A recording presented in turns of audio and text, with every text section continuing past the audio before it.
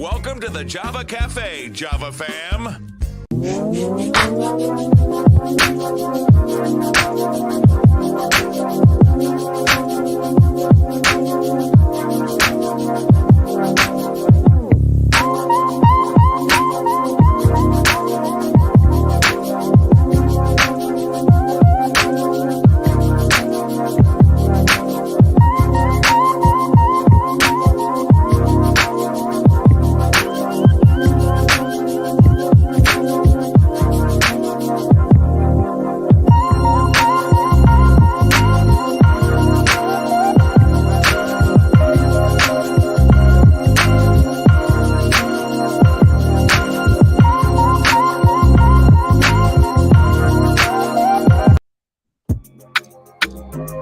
Good morning.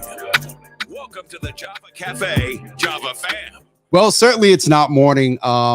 There's just some things you're used to. I got to get a good evening. I think I have a good afternoon, but most of the time we're here in the morning. Listen, do me a favor real quick.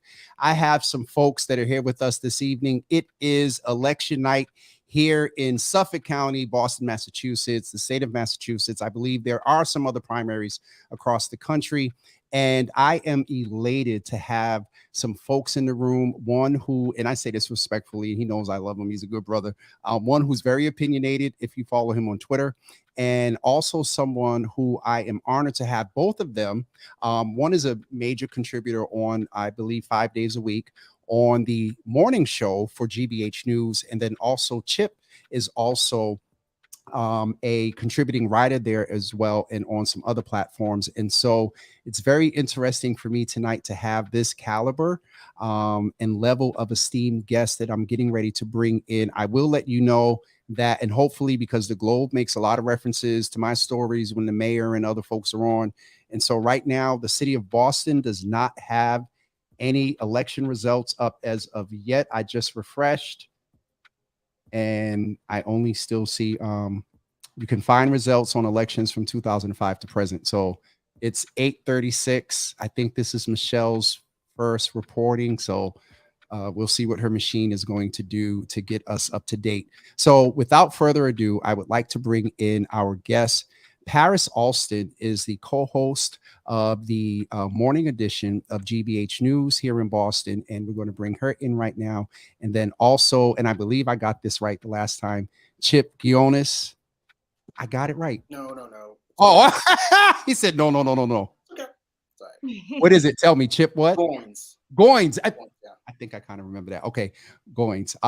And so it's an honor to have both of you here here on election evening. Since 2020, we've been doing this. Last year, I think during the general, we did it face to face, but there's just a lot of stuff going on, and so we're going to go virtually tonight. Thanks for having us on, Jimmy. The pleasure is all mine. I am honored. I would like to ask both of you to introduce yourself. Of course, I'm kind of old school with all due. Ladies first. Paris, if you can introduce yourself and sort of give us just a little bit about your background. And then I'm going to ask you to maybe end with, well, actually, we'll go into that as a whole little separate segment. I will mention also, I'm getting some text now. I mentioned to both of my guests, we have a guest that will be coming in, and I need to look at my text to make sure I have the name from one of the Elizabeth Turnbull Henry is coming in from one of the climate change packs from the Massachusetts, the Environmental League of Massachusetts. She's going to come in about 9 p.m. But Paris, if you could just introduce yourself, give us a little bit about yourself, and then we'll go into how we kind of classify politics or describe them with one word. That sounds good. Yes, thank you, Jimmy, and for all of your community here for welcoming me into your space. It's a pleasure to be here this evening. I am Paris Alston. I co-host GBH's Morning Edition. I brought my mug with me since we are having Java. I heard it was a party though, so there's no Java in here. But listen, I got soda, a little bit of juice, ice, and some seltzer water. So yeah, no, this is chamomile tea. But okay. but yes. I co-host Morning Edition over at GBH along with Jeremy Siegel. I've been doing that since February, but I've been working in Boston media for 6 years now. I moved to the to Boston in 2016, shortly after graduating from UNC Chapel Hill. I was born and raised in Greensboro, North Carolina. So I'm a Southern girl. So all of this like Yes. cold winters and these like cold people, right? Like Ooh. I'm always on an agenda to bring the warmth to everyone in Boston and in Massachusetts. But I've worked at WBUR, which right across the way over at BU, producing shows there, hosting podcasts there. So it's been really, really great to sort of to grow up in my, I'm in my late 20s now, but to sort of grow up in my adulting life in Boston. It's been very rewarding. So thank you. I appreciate the candor around the weather and some of the perception of the sentiment of some folks up here. I mean, this is an authentic space, and it is, yeah. have it. Once you get to know people, they're very warm and loving. So. Absolutely. Chip, sir, please introduce yourself. Tell us a little bit about, you're no stranger to the Java Cafe. You've been with us before on some political commentary. Can you share a little bit about yourself? And then we're going to get into, I'm going to ask my guests, as I do on Mental Health Mondays and some other subjects, to describe Boston Poly by using one word. And so, Chip, please introduce yourself. And Paris will come right back. Thank you. Thanks again for being here. My name is Chip Goins, community activist and freelance writer. But I'm actually started out in journalism. I was on the original launch team of the Washington Post back in the day. Also worked at the New York Times. Took a break from that, and then came here. Ended up doing some freelance editorial for about Ferguson for Reuters, and then started doing commentary a couple years ago for WGBH, really focusing on the intersection of race, policing, and gun control. Another thing I did, which is how I really got into Boston Poly. So I actually missed the origin story, as it were. I was one of the so-called 10 people on Twitter during the whole Olympics debacle.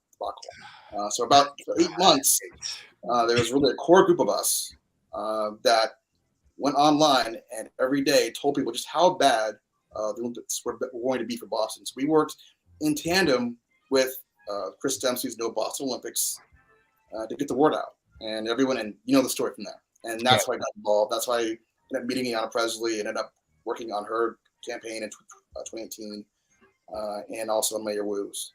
So that's it in a nutshell. I am just checking because there's some political operatives and we might just get some information, but I'm getting some texts, and one just said, watching Java election night coverage, love Paris Alston. She's oh no, that's not she's. Lots of precincts in Boston, lopsided wins for Andrea. So we're this is a active live going space.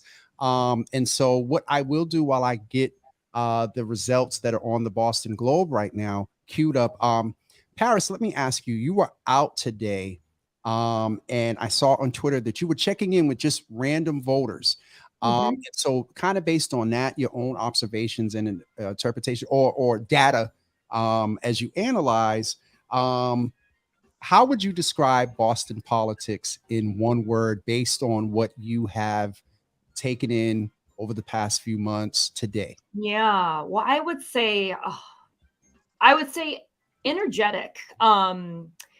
It is, I think, right, the kind of what we've been hearing throughout the day is how low the turnout has been. Folks the rain kept a lot of people from going to the polls, but for the people who did show up and who I spoke to today, they were excited to be there. I spoke with a gentleman, his name was Adrian Gonzalez Cirillo, and he just became a U.S. citizen in May.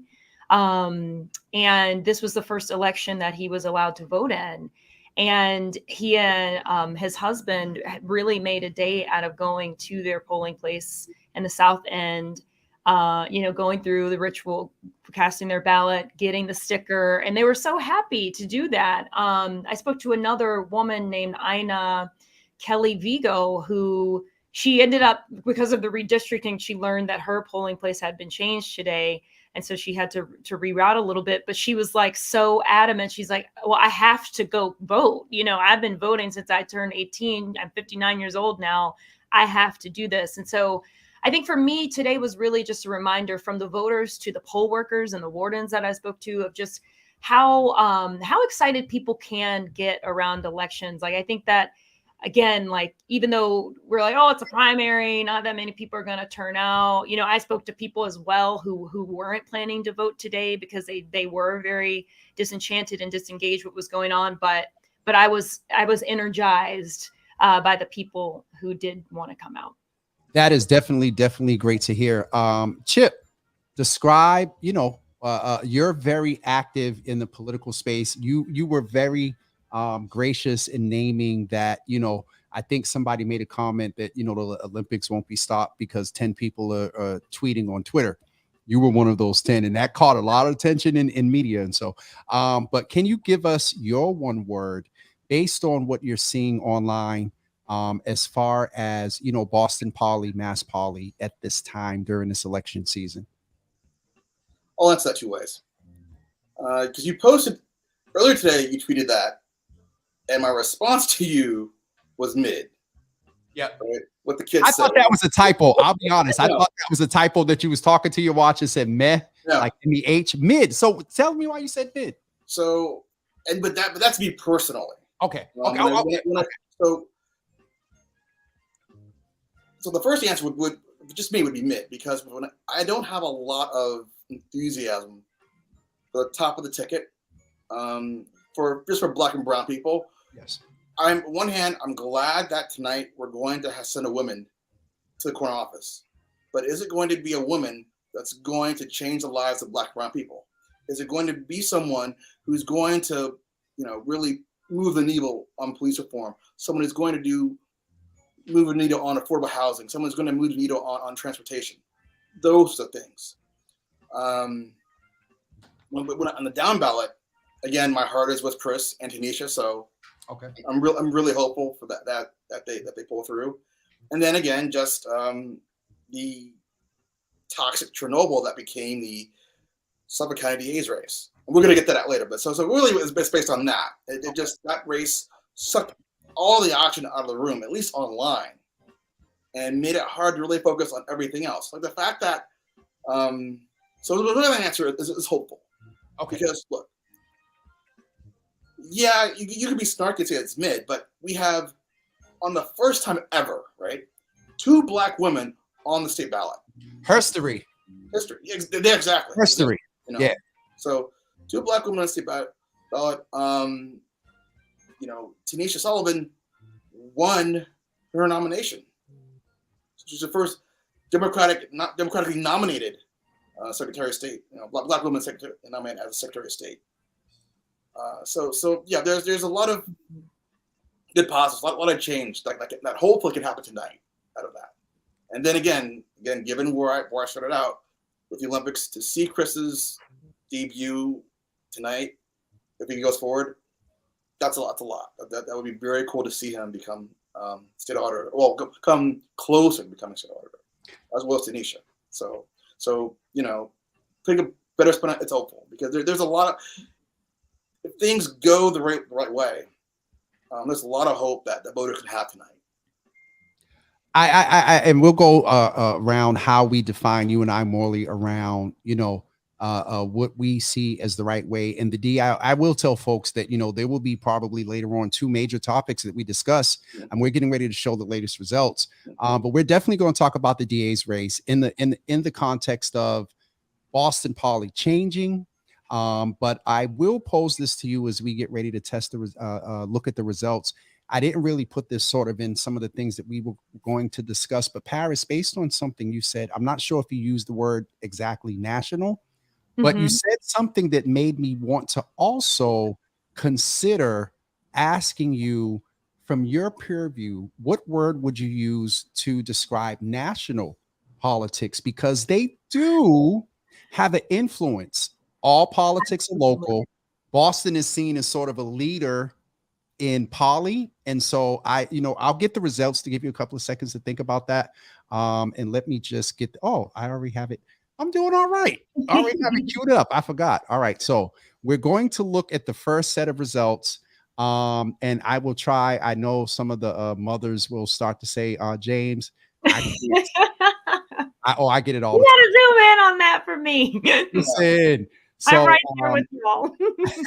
And you guys can feel free to chime in here at any point, but we know that for, and I don't know why this is okay. There we go. So right now, Maura Healey is the I mean, can we just say, and y'all chime in, that I think when Sonia pulled, well, first of all, Ben Downing, like I loved him.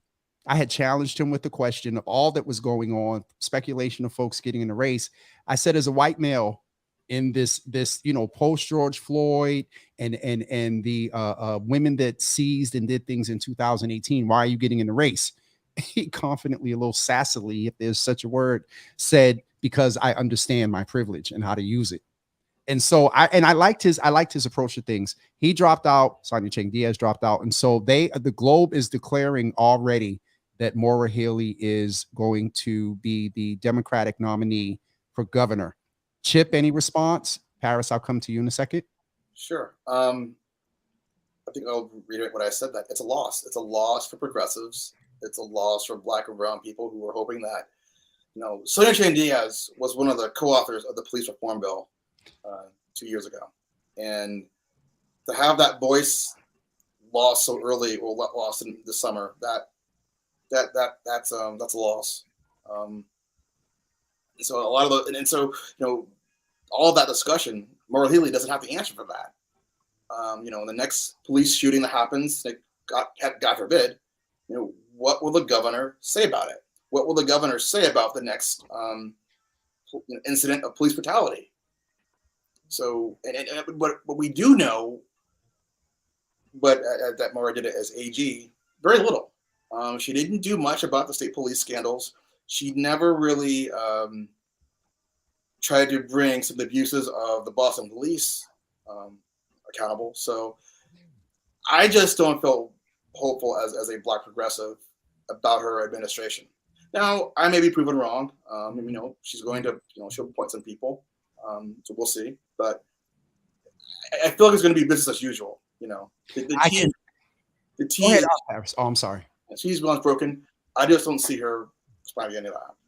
Harris, any thoughts there based on what you've been hearing and what you all have a wonderful, official and so based on what you're hearing and what you may have been reporting, you and Jeremy and others, am I right in saying that she was the presumed nominee? I mean, well, oh, absolutely. I mean, I think, one of our reporters, Adam Riley, described the Democratic National Convention earlier this summer as a coronation for Maura Healey, right?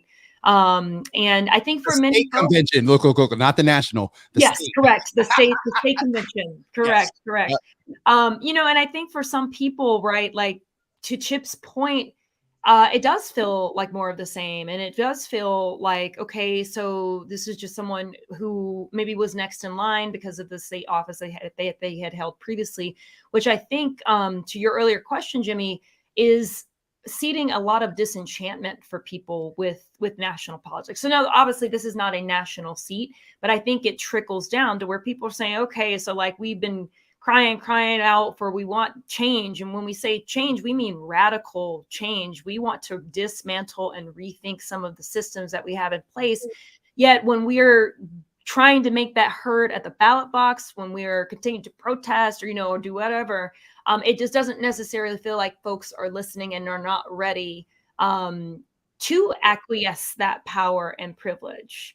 And I think that the establishment, definitely on the Democratic side, as a whole, has not really grappled with what that means yet.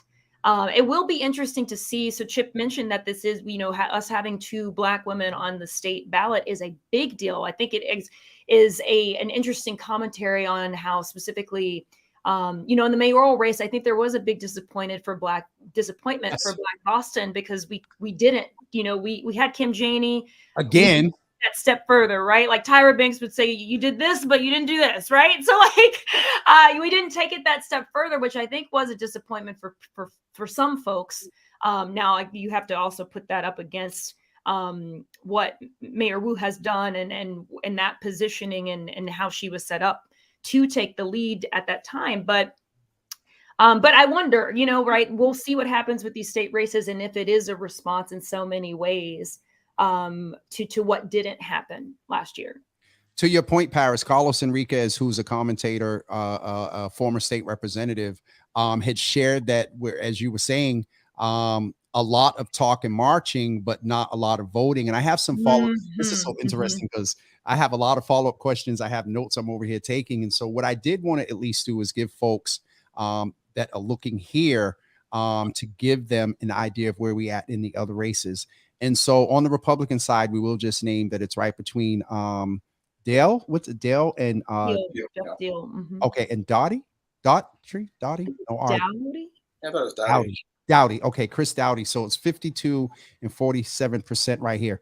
And listen, can we just say that we can't take for granted? And Chip, I got to ask you your question for national. And I don't know, did you give me a word, Paris, for the national perspective? I would say disenchantment. Disenchantment. Okay. Yeah. Got you. And Chip, I'll come to you in a second. So, all right. So I, as you know, the host, you all know that I'm very expressive and whatnot. My opinions, excitement, and things are not necessarily the opinions of both of my analysts tonight. So I do want to say that in when you see some of my responses in real time.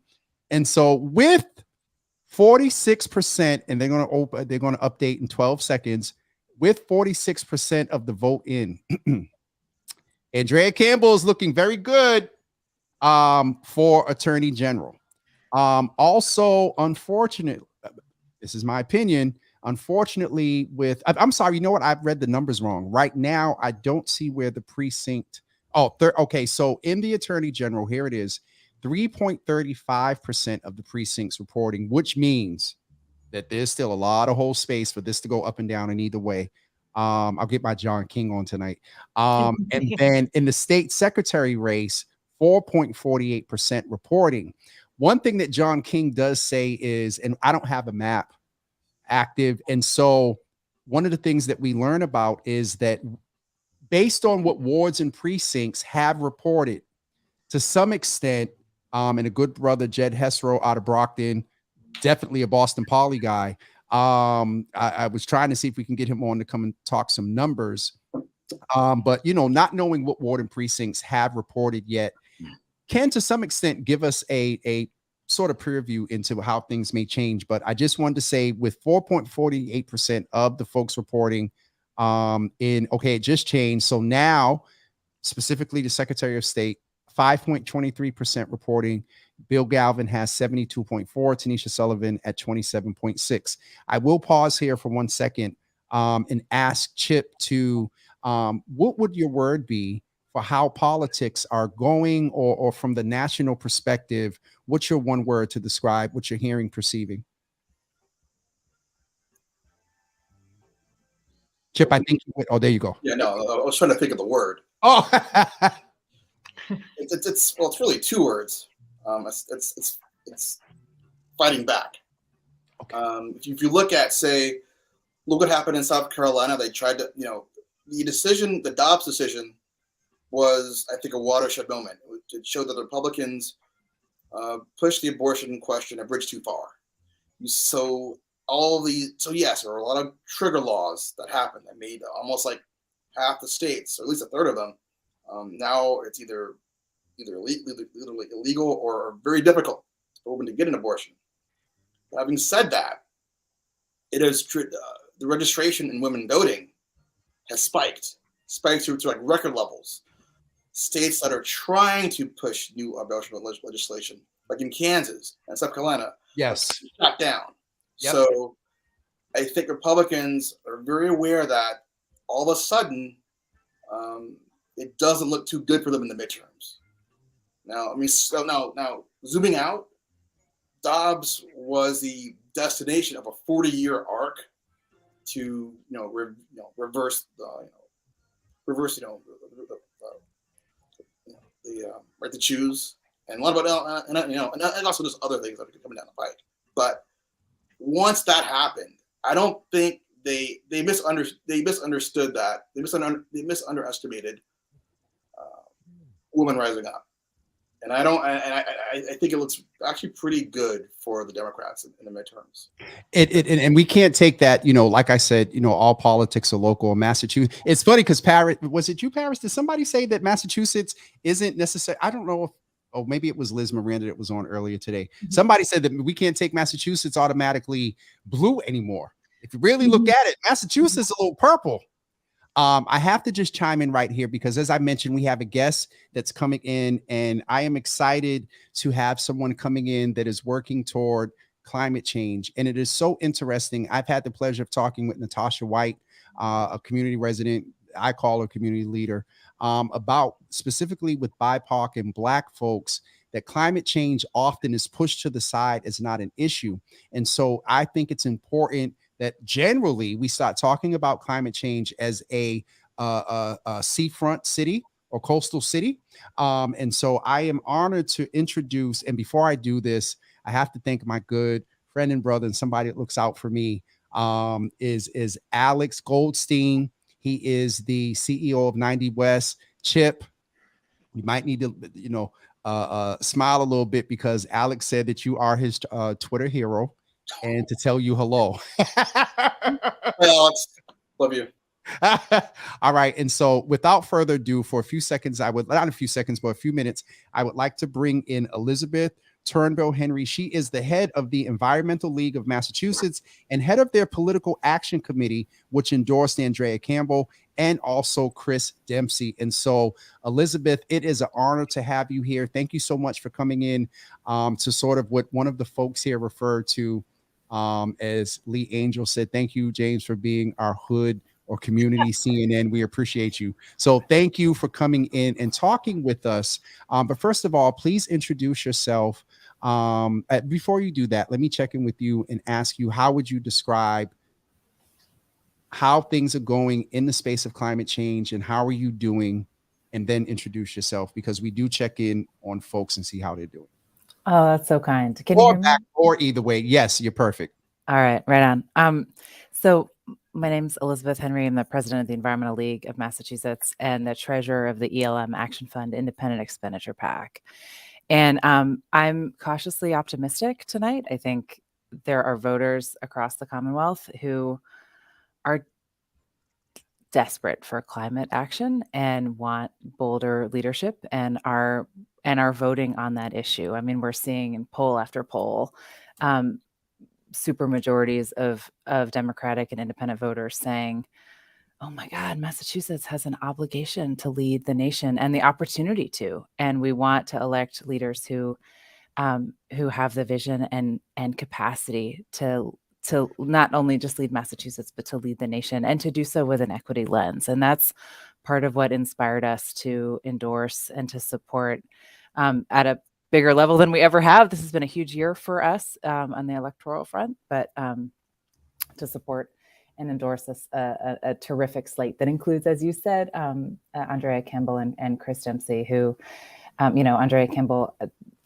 grew up in an EJ community, understands these issues. The Attorney General has a huge role to play in setting climate and energy policy, as she's the lead ratepayer advocate in Massachusetts. And so to make sure that decarbonization happens in a timely and equitable way, I mean, that's the AG. And so the buck really stops there. And we think that Andrea Campbell would be a terrific leader. And, Chris Dempsey wants to be the first auditor in the nation to incorporate carbon accounting into state auditing. And that sounds sort of, what is that? It sounds sort of academic, but it's actually would be hugely consequential. And, I think Jimmy, half a dozen years ago, when the first state treasurer raised their hand and said, I want to look at divesting my state pension from fossil fuels.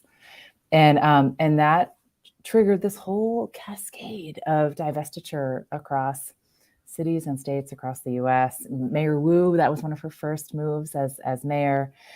So we really think that Chris Dempsey has the opportunity to trigger a similar cascade of climate leadership in state auditors seats and to really show other state auditors how you do it. So we've been really inspired by that. And I guess I'll just step back quickly and say Massachusetts has abundant potential to lead, but we are not on track. And I think it's worth reinforcing that we set a goal to be net zero by 2050, to hit a 50% greenhouse gas reduction by 2030. And we're not on track. We're not on that curve to do that. And it's the opportunity to get back on that curve in time to matter is is rapidly narrowing. And so part of what has motivated me, what has kept me awake at night and kept me fired up throughout the day, is to elect leaders that are committed to pulling Massachusetts back on that trajectory. So anyway, really excited to be here, and what an exciting night. It is an exciting night, and we just I looked at the numbers wrong. That was the percentage of the vote, but Andrea with now up to 5.06% of the vote. Andrea is still in the lead with 47%. So as the numbers are coming in, she's continuing to climb, and the gaps remain the same. And so Paris, I see you in agreement. Based on what you have heard, where do you see climate change and what Elizabeth has said within the voters? Where have you felt that was priority? Yeah. So at least in my reporting today, it didn't come up. It wasn't as pressing of an issue, I think, for folks today, because I think sometimes voters can lose sight of how deeply climate change is embedded in our everyday lives.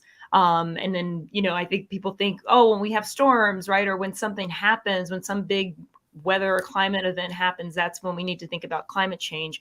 But to your point, Elizabeth, about the carbon credits, or about, auditing, right? Like, how carbon friendly are some of our state agencies being, and the work that they're doing, what kind of reporting they're doing. Those things are extremely tied to how we solve the climate crisis. I think there's a statistic somewhere about how the most effective way to reduce your carbon footprint is to invest in green bonds, right? Because that spurs off this chain of reaction to where companies that have these investments can do more. They are more incentivized to do things that are better for the climate. You can check me on. You are the climate expert, so I don't want to misspeak. So feel free to check me on that. That's some random knowledge that I have. But I think this is something, especially when we start to think about our communities that are heat islands, that don't have huge tree canopies, our communities right on the coast that are going to become more and more vulnerable as our sea levels rise, or the air quality, in some parts of our city. Those are things that we do need to be keeping in the back of our minds as we vote, because it's not a tomorrow issue. It's something that we're dealing with today. It really, go ahead and respond, Elizabeth. I'm sorry. And Chip, I want to ask you a specific question about BIPOC and Black and climate change. I was just going to say, the downside of climate change is real, right? The heat islands, the flooding, and so many vulnerable communities are even more vulnerable to the impacts of climate change.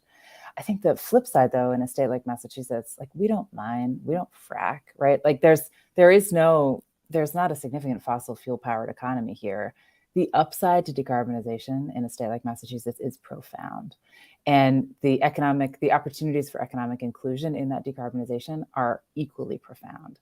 And part of what has inspired me about Andrea Campbell at Chris Dempsey too, but particularly Andrea, is she gets that decarbonization is going to be the largest driver of economic activity in the coming generation. And stop, bigger than anything else. Can I put that in layman's terms? Is that sort of in the space of green jobs? Right. I mean, think about offshore wind. Let's just take offshore wind is projected to drive $100 billion of private capital investment across New England over the next 20 years. $100 billion. I mean, you think about right, look it up. And of course, that's across the 6 New England states. That's not just Massachusetts, but Massachusetts is half of New England in terms of our energy consumption, and has an outsized role to play in launching the offshore wind industry in New England. I mean, who's going to get those jobs, right? Where does that investment go? Who owns these projects? And those kinds of questions need to be asked now. 90% of the offshore wind that we have yet to build and buy, or is yet to be built and bought. We've only bought about 10% of what we're going to need. And so there's opportunities to be directing investments, reconsidering ownership, thinking about financial equity, thinking about rebooting and revitalizing some of these communities that are coastal, that have been left behind, in really, really exciting ways. I mean, the opportunities ahead of us are profound. And people use phrases and frames like, some say Green New Deal, others say climate justice. But for Massachusetts, you don't have to choose here between fossil fuel jobs or a clean economy. You can have both, right? It's so exciting. And that's that's part of what inspires me about some of the candidates that are running this cycle, is that they really get that, right? Like climate action can come with a huge upside and a tremendous tailwind.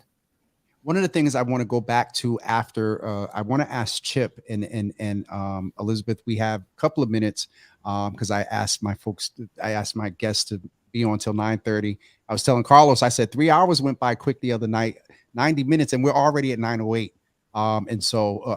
But put in private chat if you can stick around for a few minutes longer. But Chip, let me ask you this question. With all that the Boston Waterfront Coalition is doing, the Coalition for a diverse and inclusive waterfront. We did the show at the ICA, talked about that, from everything from Black folks in swimming to, just the importance of climate. Mariama White Hammond talked about creating spaces to where if there's a flood, they can absorb the flood, but then when it dries out, it becomes a green space again for people to go and, take advantage of it. And so do you believe, how can I frame this? Because this is so loaded. How much longer do you think it's going to take for Black and brown folks to make this a priority? It's not, I'll be honest and transparent. We can no longer say it's just the white issue, crunchy granola, all that stuff that people have said, not understanding and in ignorance and not being aware. What is your perspective on how long is it going to take before it becomes a priority for Black and brown folks health-wise, this earth, and then, as Elizabeth said, jumping in on the economic piece of it? I hate to say it, but I'm guessing 15 years. But that will put us so far behind. But Elizabeth and I was kind of like, wait, what? Well, it'll probably be a little bit sooner, but I mean, the reason I say that is because in the mid 2030s, Elizabeth can check me on this, in terms of just like the waterfront and king tides and all that, that will be amplified because the moon is actually closer. So the king tides will actually be even more devastating than they are now. So when you look at things like the seaport and all that, that's going to be devastated. And so at that point, no one will be able to ignore that, that the flooding is a massive issue. So maybe, so by that time, no, you just cannot ignore it. Again, it'll probably take sooner, but I mean, I hope it's sooner. I hope it's sooner because we don't have 15 years. We don't have 15 years. And also, come on, all of these things are structural. Like the heat islands are formed because you go to Hyde Park, versus the tree-lined suburbs of Brookline, it's the temperature, the ambient temperature is several degrees cooler in Brookline than it is in Hyde Park. That is not a mistake. That is done by design, just by how those neighborhoods were laid out. So, Chip, I have a follow-up question for you, because when I look at the polling data, when I look at both federal and state polling, I see particularly Latino and Hispanic voters caring more about climate than any other demographic. And I'm wondering if you're seeing that as well on the ground. And, a lot of our electoral strategies this cycle were geared towards Hispanic and Latino BIPOC voters because we're seeing in the data that they care more about these issues of climate and human health than almost any other group. I do see this with some of the Latino colleagues I talk to. Yeah, they do say that climate change is a driving factor. So yeah, that bears it out. Got you. I want to be sensitive to our time, and folks are also looking for me to post the results as well. But Elizabeth, I would like to at some point, and if Alex can help me make it happen, my good friend and brother and just good guy, I think we really need to have this conversation. And I would like to chat with you. And if there are some, BIPOC members of your staff, and maybe have a couple, Mariama White Hammond, let's maybe put an after dark. And what I mean by that is that, 9 a.m. through the week is, nice and whatnot. But no, let's come have a real conversation about climate change and barriers, and then suggestions and ideas and how folks can get involved with what you're doing. I would love that. And I'll say, a shout out to the Black Economic Council of Massachusetts. Yes, BECMA, of which I am a member. Yes. Oh, good. They've been amazing and great partners with us on advocating for more economic inclusion and in clean energy, particularly offshore wind, because there's such a big opportunity ahead of us. But, those guys worked with us to help pass economic inclusion language for the first time in state law in the climate bill that was just passed here in August. But together we worked to change the RFP language to make these projects actually value diversity, Yes. equity, and inclusion in the project selection criteria for the first time ever. So there's a lot of good stuff happening, Jimmy, and I'd love to come back and talk to you about that and elevate some of the voices that are really driving that. Absolutely. Absolutely. Thank you so much, Elizabeth, for coming in. And shout out to Alex for making this happen. Thank you so much. All right. Thanks for having me, everybody. Take care. Bye. All right. Paris, Yeah. I was just getting ready to come to you based on what I seen a comment from Carlos that basically says here, it's after 9. Shit. Well, I mean, you said it was a watch party, Jimmy. Yes, ma'am. So I say this is our authentic space, and I talked about reasons why, and there may have been a little tone of judgment in there about why it may not be a priority yet for some of the Black and brown community. But Carlos raises a good point. Folks ignore mass incasts for a decade, crime and punishment in the DA's race. Trees ain't going to make it. The environment for inner cities has struggled so much more immediate to day-to-day survival. That's real. What's your perspective based on the last 5 minutes? Yeah, I think that's fair. I mean, what I will say, what I was going to jump in and say with spurring off of what Elizabeth said was like there are organizations like Green Roots Chelsea, right? So that's not in Boston, but it's right next door. And they are on the ground every single day working with the community. That is such a prime example of how environmental issues intersect with inner city living issues. This is a community that was devastated by COVID. But also part of that devastation was because of the way that community is structured, how densely populated it is and how closely people live together, which to Chip's point is not a mistake. I think many people could point to a lot of evidence that shows it's not a mistake, and it's structural factors that filter into all of those things. And so I think to the audience member's point, yeah, I think people have a lot of day-to-day pressures, right? Like we're dealing with trauma and trying to break generational curses, and then you're dealing with unemployment and rising costs of everything. Family issues. Folks are struggling with things like addiction and incarceration and reentry, and all of that is heavy, right? And so to be living in that, and then to say, okay, so like I need to care about this thing that yes is an urgent problem, but like so many people, not just people who are Black and brown and not just people who are low income, I don't know exactly what I can do beyond recycling, right? And like taking some compost to the compost bin and maybe changing my light bulbs, right? And so I think in so many ways, like the thing about climate change is that it is this big problem that we have for many, many years struggled to be able to see and to feel and to really get close to, and it is closing in on us. And so I wouldn't necessarily say that people, particularly in Black and brown communities, do not care, but it may not be a priority because in many ways, and I don't think that's necessarily a fault either, because the really big things that we're going to be needing to do on climate change need to happen at the policy level as well. Absolutely. Absolutely. Thank you all so much. And I don't appear to be, y'all know this. I'm manning a few things. And so I just got a text that the Dorchester Reporter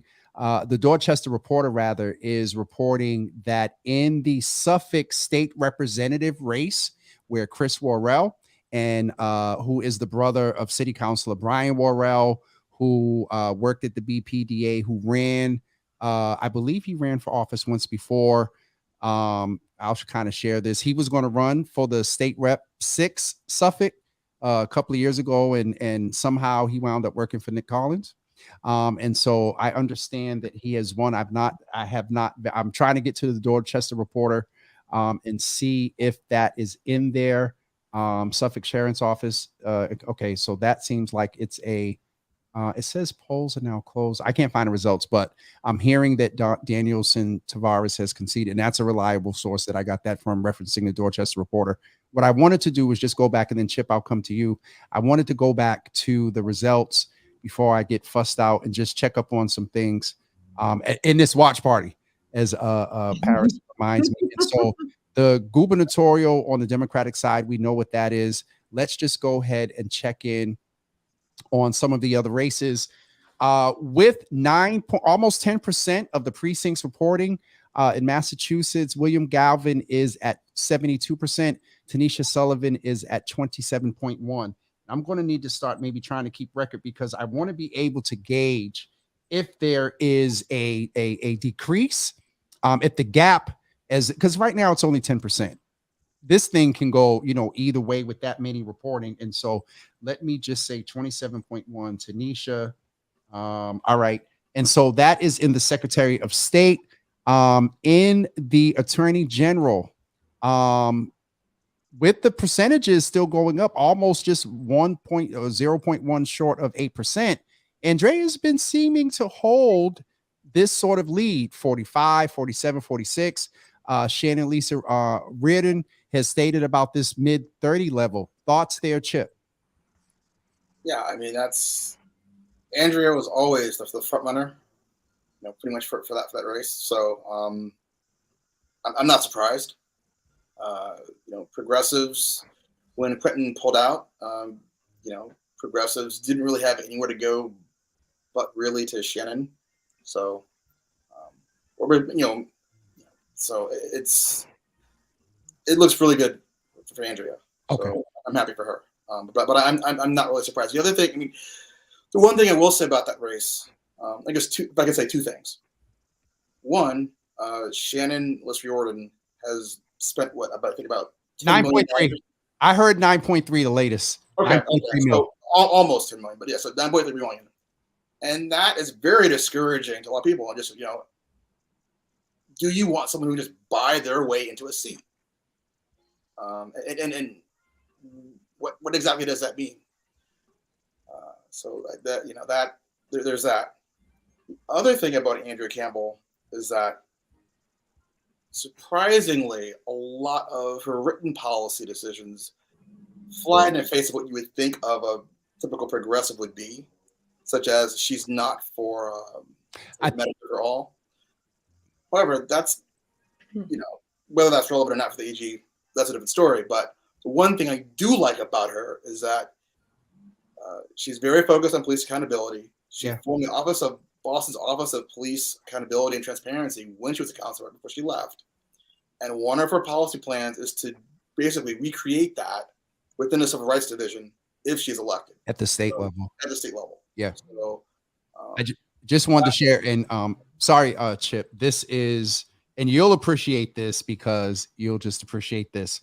I am deeply grateful to the voters in Massachusetts, I won't name district, who took it upon themselves to make their voices heard, to participate in this primary election, and to help chart the future of our communities.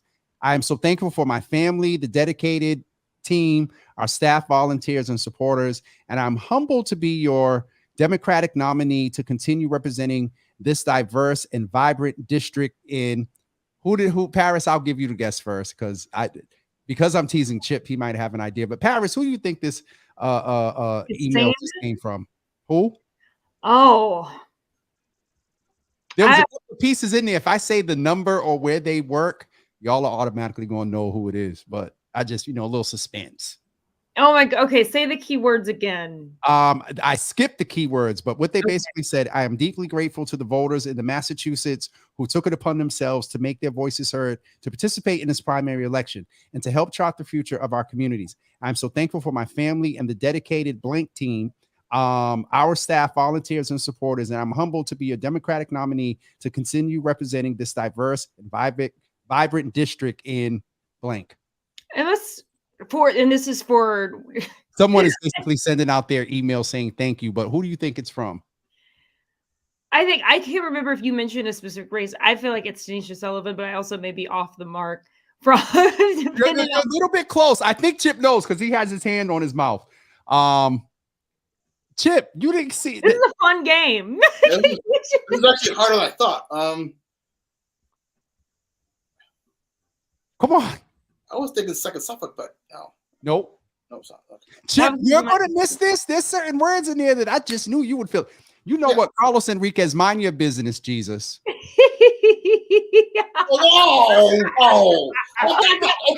That's not even fair. That is not fair. Not fair. Carlos, not fair. Not fair. Okay. Yeah. Not fair at all. So that was from Congresswoman Presley. So we can go ahead and say that she is, and I mean, come on. That was another one of those givens. Yeah. I wanted to go and look at also, so the gap has not changed yet between Tanisha and Attorney Sullivan, rather, I'm sorry, and William Galvin. And so we're just going to keep an eye there. So right now, and it's so interesting. I don't know if you guys can see the reporting that's on the lower right, in the right under Ricardo Arroyo's name, under that 38.4%. Still, and I don't know if this is because we're waiting on, a couple of, well, I'm not going to call out a couple of cities, but 1.25% it just went from 0.33 earlier to now 1.25. They're going to keep us waiting for this one. I think we're going to wind up waiting a little bit, just whatever. Carlos said continue, meaning that Ayanna's the incumbent. Absolutely. And so right now, would you say, Chris? That was never in doubt. Oh yeah, absolutely. I mean, nobody ran against her, I think, on the Democratic side, so we understood that. So right now, with only 1.25% reporting, Ricardo Arroyo is at 38.4%, and Kevin Hayden is at 61.6%. I know I asked both of you to kind of hold on until 9:30 or so, and so I want to be sensitive to that, especially to you, Paris, because what time you go? Hold on, let's do this real quick, because we have to do our wonderful plug. Paris, what time are you on in the morning? Because you're gonna need to get ready to go to bed soon. I know. We're on air at 5 a.m. So I took a long nap today. I took a long nap between this morning and doing this tonight. But we do have a long day, but we'll have a lot of great post-election stuff going on. We'll be speaking with a couple political analysts, including Aaron O'Brien and Charlotte Golar-Ritchie, which is a name many people will recognize. I'm sure we'll speak with folks from the GBH newsroom. I know that my colleague Soraya Wintersmith has been doing some extremely solid reporting, particularly on the Suffolk County DA race. My colleagues Adam Riley and Peter Kadzis have also been doing great reporting. So before people join you at 9, right? 5 a.m. That's right, for the morning edition. Listen, but what I wanted to do, can you give me your drop dead time? I want to be, if we need to stick to the 9:30, fine. And the reason I'm asking that is because I do want to talk about two races specifically, and we are a little bit past time. There's the DA's race, and I've been naming that, and this is going to be a little opinionated, but away from what's going on with the individuals and Paris, with all due, and I do want to give you a couple of minutes to talk to this from your perspective and what you're hearing from other women. You don't have to go to the politics of it. You can just say the sentiment, and that's fine. But for me, I perceive this, and I heard somebody use it today, that the DA's race this time seemed like it was determining the course for criminal reform here in Suffolk County. And so a lot went on. And so I'm going to ask you first, Paris, with where you're comfortable, you can talk from the poly end, and then speak to it being a woman and what you're hearing from other women, and potentially some men as well.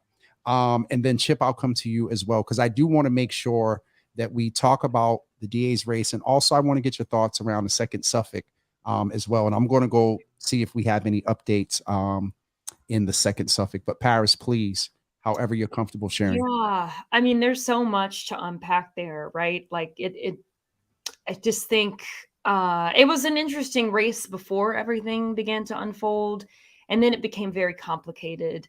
And I think that is reflected for many people voting. I know people who have expressed a sentiment of going to vote early, and then things developed and they're like, ooh, like wish I could kind of go back and maybe reevaluate my ballot a little bit.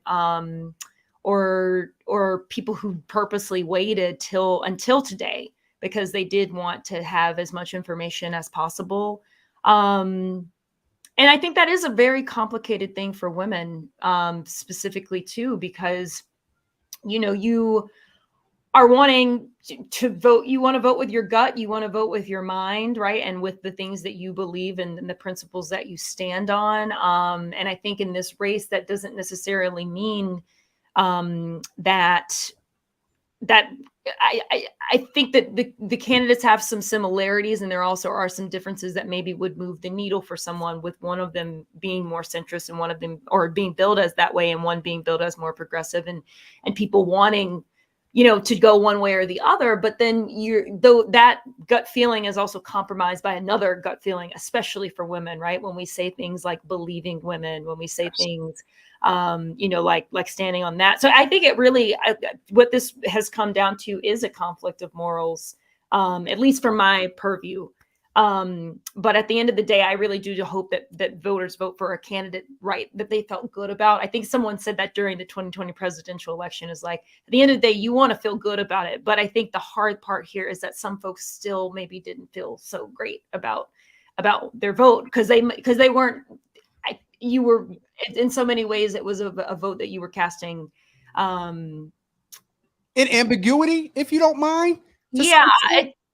I don't want to say that like you were being forced one way or the other because of the circumstances, but I think it kind of came down to like a pit in your stomach moment, right? Like it wasn't like, oh, like, I'm voting purely on information, or on like those sorts of, or on platform. Like you had to consider some other things that are really hard for people to grapple with, and that goes for both candidates.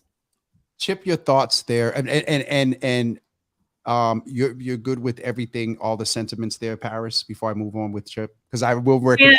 Yeah, I said what I said. I you're on with two testosterone holders, and I'm always that. You know what I mean? And so I just wanted to be sure.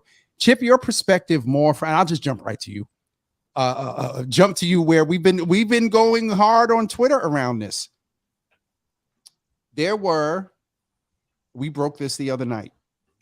The allegations were that, with all due, Paris, excuse me, the allegations were that she had one of the women had convinced. We know what the allegations were, because I just want to be respectful to Paris. And so that it was unfounded. That's the facts. But then there was this whole barrage, as Paris, I don't remember the exact term that you used, but then it was one thing, and then you said it became another, or something like that, like difficult or whatever. Well, yeah, I think what it was that for some people, the race itself, yes. Yeah, specifically, I think for people who voted early, say if you went and voted last Monday, right, when early voting had just begun, and then we know that things unfolded throughout the week, and there was even a debate. It's like, whoa, like so much was happening day to day. And I think maybe it's possible that some voters didn't, that they may have revisited the choice that they made at the ballot from one day to another. Okay. And that's just the nature of the race of what this race has been. Got you. Chip, go ahead. I said, go ahead, with Jesus. Respect to this race. Yes. This is a race that actually kind of, in a sense, kind of has national implications, because we're talking about the future of criminal justice in Suffolk County over the next 4 years. And it's a referendum of former DA Rachel Rollins' legacy. Right? In the same vein as Chesa in San Francisco and others who are like Larry Krasner in Philly, who are under extreme pressure to reverse course back to the old ways. And unfortunately, we are not talking about that. We are talking about an incident, an alleged incident that may or may not happen to someone who was a juvenile. Let me say that. We're talking to someone that happened to a juvenile. Why is it that Black and brown boys are being judged as adults for something that happened, years later? So there's that. There's so much to unpack about that.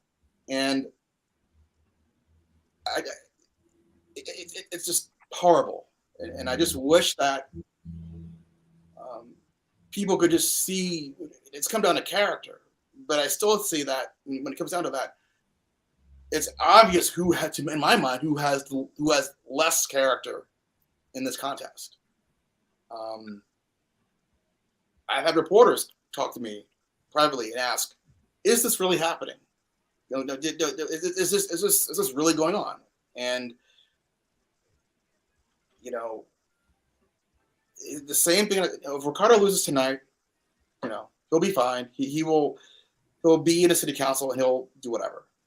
But the same thing that happened to him is basically that happened to Alex Morse. It's happening to Ricardo. So I just want to know if Boston or Suffolk County wants a DA that behaves in the way of the KGB and that dishes out compromise on his or her political enemies whenever they feel threatened, because this is going to happen again. So the next challenger, if her cousin or his baby mama, they have something in a record, they'll find it and push it out there. And it's so interesting because my mind goes back to DeVal Patrick. Mm-hmm. There was something that had happened with, I believe, in relationship to his religious affiliation, that someone had exposed something about one of his or family member's spouse, that, whatever. Paris, I want to come back to you based on what Chip said, that I mentioned before, that this is, I believe, going to set national attention. Boston also has an unfortunate reputation of two things: racism and dirty politics. And what do you, two questions, and then we can get ready. It's 9:34. Two questions. What are you hearing as far as from the voters of how this all contributed to their vote? And then also, well, first that question.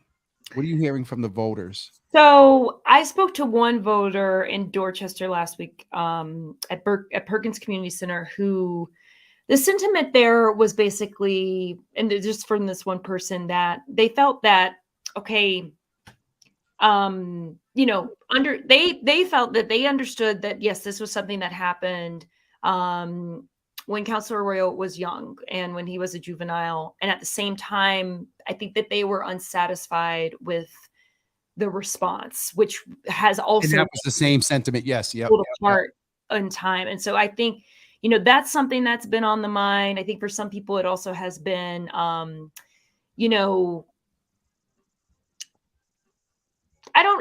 status quo is not the word that I want to use as far as interim DA Hayden goes. I think it is a question of,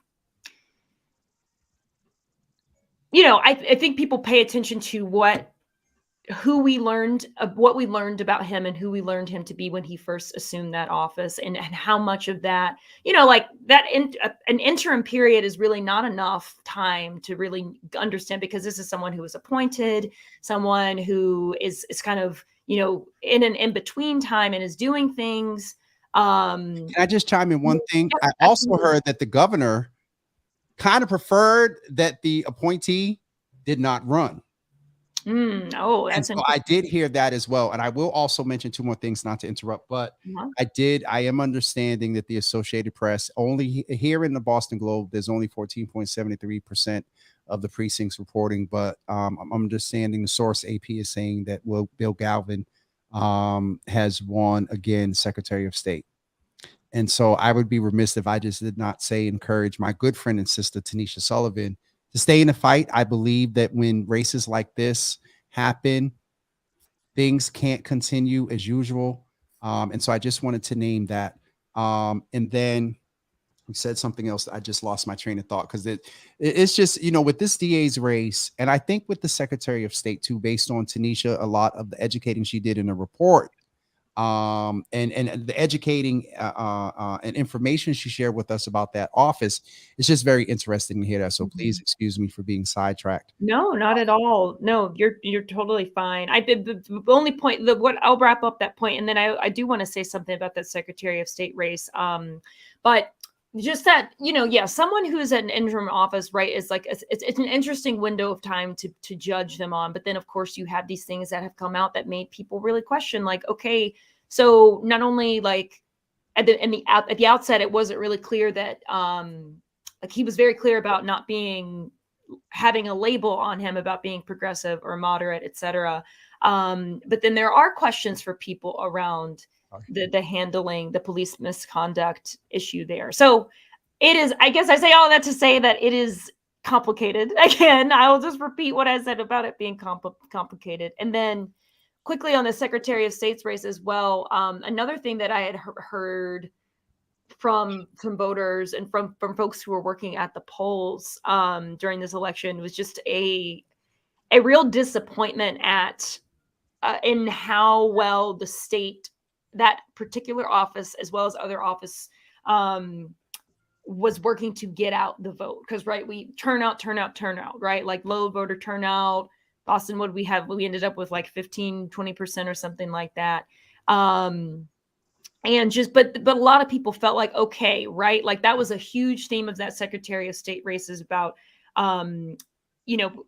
how the turnout had been low for so long and in certain elections, and what exactly is the responsibility of that office to get the vote out. But I had heard sentiments, about, it needed to be more. We needed to see more than just a flip board in a busy. We call them sandwich boards or whatever. Where you board on Blue Lab, you kind of see it, but you don't really see it, and you're like, okay, whatever. I don't even know. Like I see something that says vote, but I don't even know what day I'm supposed to go vote, right? Or you might see a TV ad, and you're not really familiar with what's going on. So I think that is an interesting sticking point this time around. Yeah, okay, so it rained.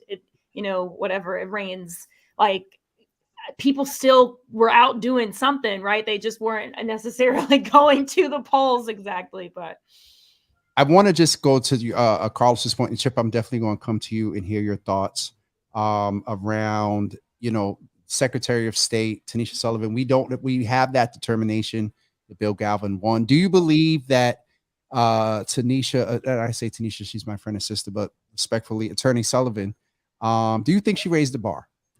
So I have a question I want to ask both of you, but can you answer that specifically, Chip? And then I promise, if Chip, if you do this in 2 minutes, I'll ask my question and you all have 1 minute each, and I'll let you guys go at 9:45. Okay. Yeah. Carlos, if you're around, send me a text. Go ahead, Chip. I do. Basically her argument was, if you had a doctor that finished their training in 1994 and you went to see them in 2022, you would want a second opinion, right? You just wouldn't. You just wouldn't want a plumber. You wouldn't want a mechanic who hadn't learned, who didn't even know what HDTV was, who didn't know digital, didn't know what cell phone. You want someone who was in this century at least, right? And I think that resonated with a lot of people. Like, why don't we have same-day registration? It's a no-brainer. And the fact that we voted today, day after Labor Day, which caused the whole economic impact on cities and towns that had to pay their people. Well, state don't do overtime or whatever, something no more. But day after the holiday is interesting. Yeah, that was my second part, and I'll get to it. Why do we have to do it right after Labor Day? I mean, it is frustrating for campaigners and canvassers. It makes to be selfish. It really sucks up your August, and it makes it. You're knocking at most of those doors you knock on are empty, and so I don't understand why we don't do it. Move the primaries up in the late spring or maybe early in the summer. I mean, I would think that maybe she can lobby for that. Even though she didn't win, but she could still push that. So yes, and I think she's gotten people focusing on what we can do. And thank you for that. And it may be 9:46. So the question I wanted to ask was, there's this word mandate, and I think no matter which way the DA's race goes, I'm asking this in the context of the mandate and accountability. Like, do you believe? And I said this on the show with Ricardo the other day, that whether he had it in his heart or not, let's say he's successful, anything that has to do with sexual assault and of that nature, that is under the microscope and going to be scrutinized. That I said to a point where if anything came out of this debacle, the attention that will be given to processes and things that women, men, children are dealing with in that office. And so generally I'm asking both of you, where is the accountability in races like Galvin and Sullivan? I think there's a different level of accountability that they're going back into as an incumbent because no one's challenged Galvin like that before. This office and what it can do and everything Tanisha named is sitting in somebody's back pocket. You know what I mean?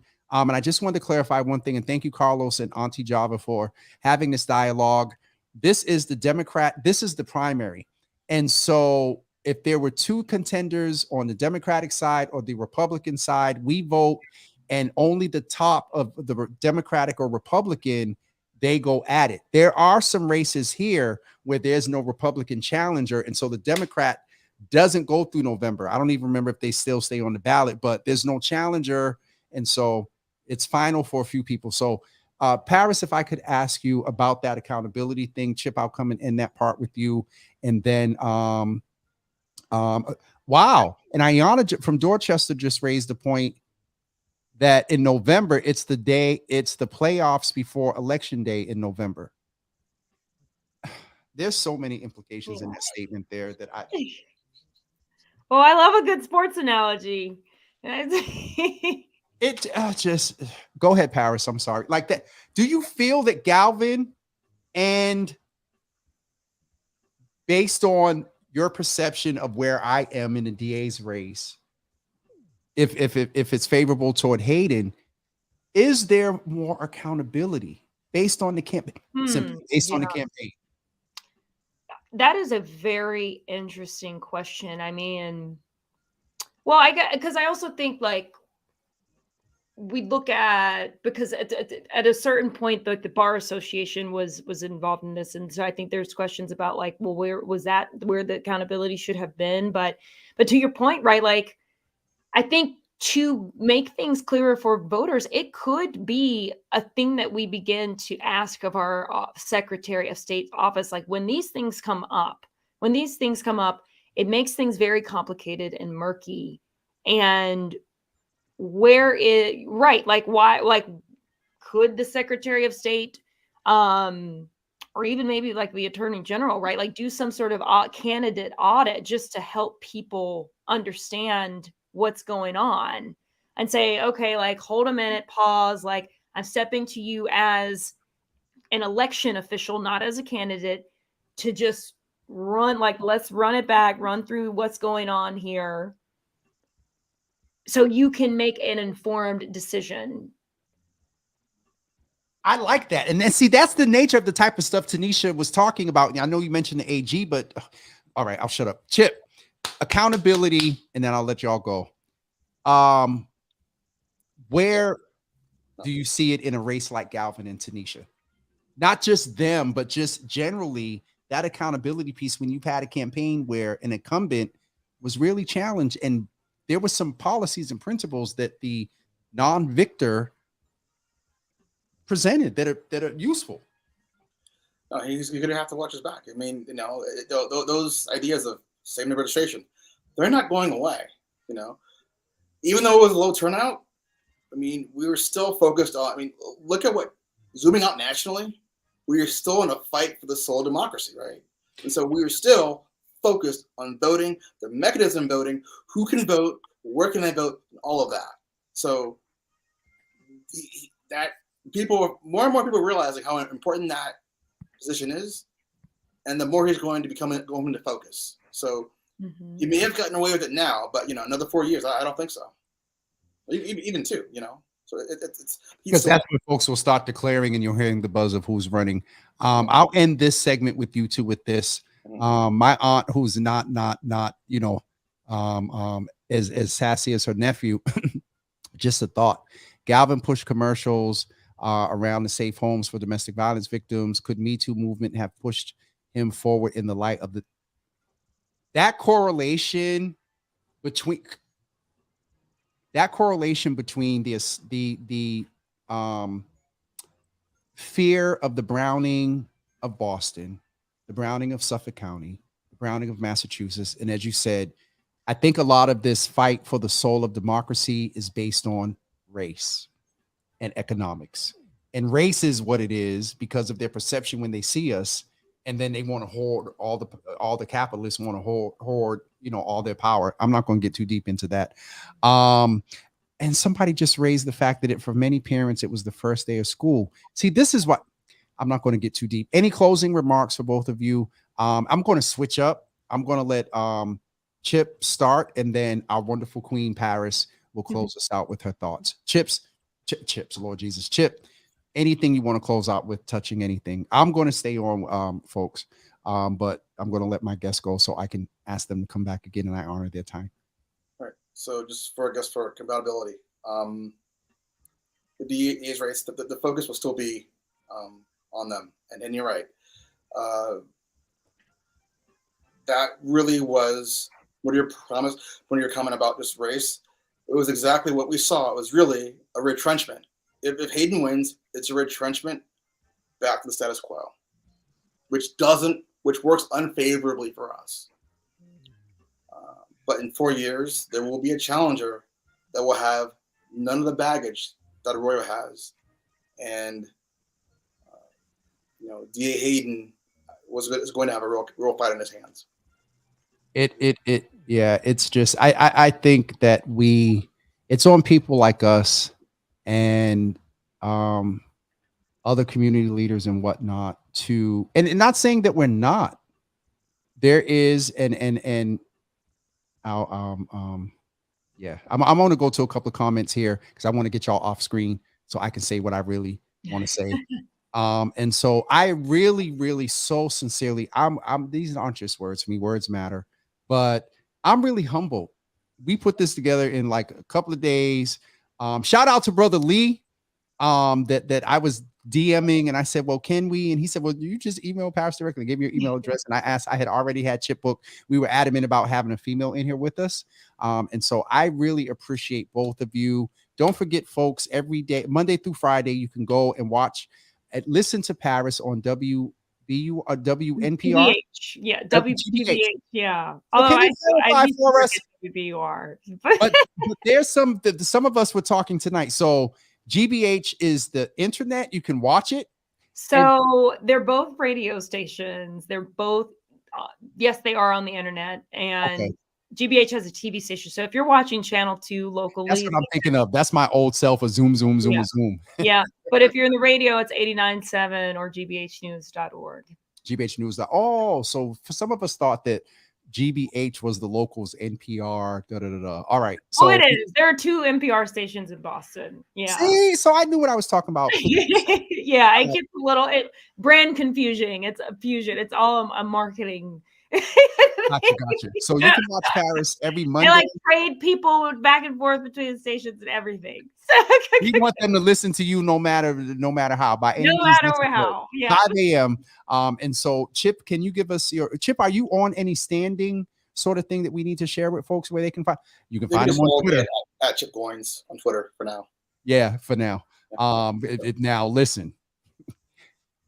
If you follow him, you're going to be informed about a lot and hear a lot of thoughts in reference to the facts that he shares as well. Did I frame that well, Chip? You did. Closing remarks. And you'll see pictures of my cat. So there's that. Yeah. He's very pretty. Closing. Yes, sir. Closing remarks, sir. Yeah. So just thank you. It's an honor to be here. Paris, good to be finally. And I'm glad that we were able to discuss this. And we hope and I hope that regardless of tonight, that we can all just keep the conversation going. Because it's going to keep on. So, yeah. And that's all we have to do.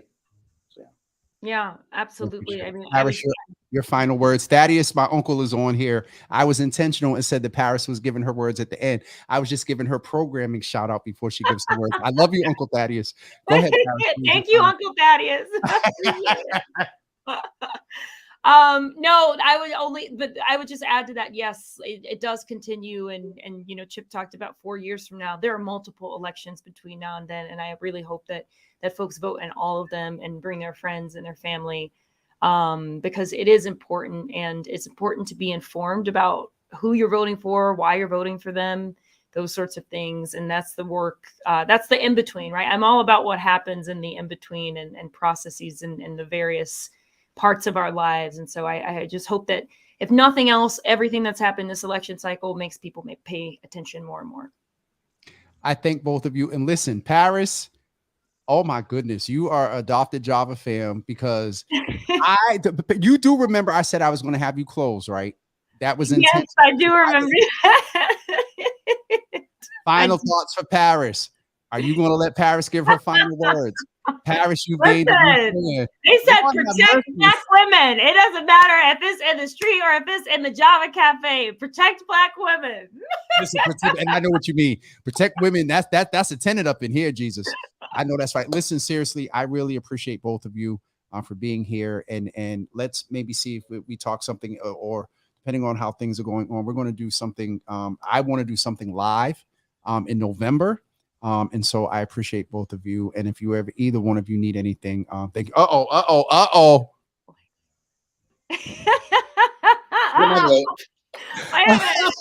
See, you got 2 votes already, Paris. It's getting late. This is after dark for real. Okay, well, I know who to call, right? I know to call. Listen, they've been messing with me. Oh God, and now my mama's in here. She's a Java baby. You know what? I'm getting y'all off my screen. I appreciate both of y'all. Thank you. And Paris, I'll be rolling over tomorrow listening. Awesome. Thank you so much. Let us know the next thing you're doing as well. Oh, wait a minute. Y'all can log off whenever y'all want. Paris for president. Michelle said, Michelle in Paris, let's go. All right. Thank both of y'all, and we'll talk soon. Bye-bye. Good night. Whew. That was fun. Informative. I went back to putting the headphones in the old way because I was running out of time before the camera came on. So I'm going to go back and just check a couple of these results. So let me tell y'all. That's Secretary of... So let me go and look at a couple of comments here that I saw. Curtis makes a valid point. Why prioritize voting when I can do nothing and complain about it? When I do nothing and wait a minute, hold on. Why prioritize voting when I can do nothing and complain about it? Yep, absolutely. Elsa brings up the point that for a lot of parents, today was the first day of school, and it's hard. First day. Listen, as much as I fuss about you make plan to party, you make plans to vote. That is real. But it's just a factor for some parents. Their planning just didn't work out. It don't. Single parents, both men and women, 2 and 3 kids, 2 jobs. It is a real factor. One of my old young people, Jermaine Butts, told me some years ago about stop telling people. I think Carlos told me stop telling people if they don't vote, they don't count because they pay taxes. But I think it was Jermaine that was telling me stop being hard on people that don't vote because we really don't know the reason. I'm just making sure that none of these texts is information. Oh yeah, Rasan Hall's race too. I didn't look at that. All right, so let me back up a little bit. And so some of the comments also say, so we talked that it's after 9. I got my guest off. We talked that shit that we ain't our grandparents, but our grandparents would have. Hold on.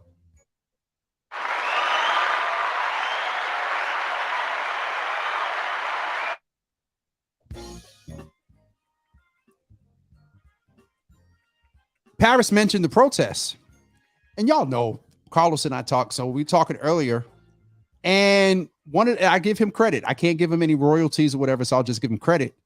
One of the things that I'm trying to see if he's, he's not able to come on. But one of the things we were talking about, and this is not a judgment call against, it's because it's not just young people, folks that participated in the marches. Those numbers, as Carlos is referring to right now, need to have their happy, as many as possible, need to have their happy tail in the polls.